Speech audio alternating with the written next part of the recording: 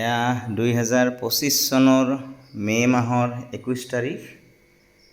যিহেতু মোৰ ৰুমমেট বজাৰলৈ গৈছে, মই যোৱা নাই, মই ৰাতিৰ ভাতৰ যোগাৰ কৰিলোঁ।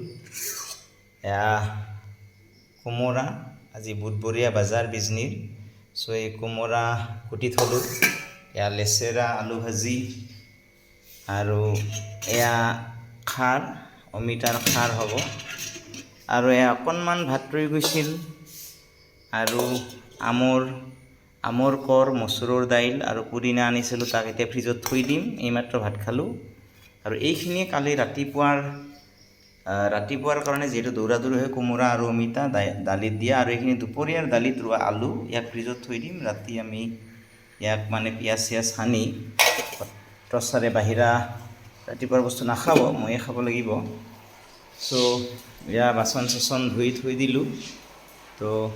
এতিয়া 6টা বাজিল, গা পা ধুই চাহ খাবলৈ যাম। এনেকৈ ভিডিঅ'টো ইউটিউবত থৈ দিম। এয়া কৰ্দৈ জ্বলা, আজি বুধবাৰে আনিছোঁ, যাতে যদি বাচি থাকোঁ কেতিয়াবা বহু বছৰ পিছত, ৰিটায়াৰমেণ্ট লোৱাৰ পিছত, যাতে বস্তু বিজনীত যে এটা সময়ত 2025 চনত আছিলোঁ, তেনেকৈ ঘৰ ভাড়া কৰি, এইটো এটা স্মৃতি থাকি যাব। আৰু এনেকৈ দিনৰ পিছত দিন কিমান থাকিলোঁ, আজি 9 বছৰ হৈ গ'ল চাকৰি। এনেকৈয়ে আগবাঢ়িছে জীৱন।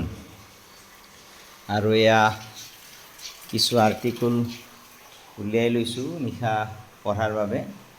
এনেকৈ জীৱন আগবাঢ়ি গৈছে।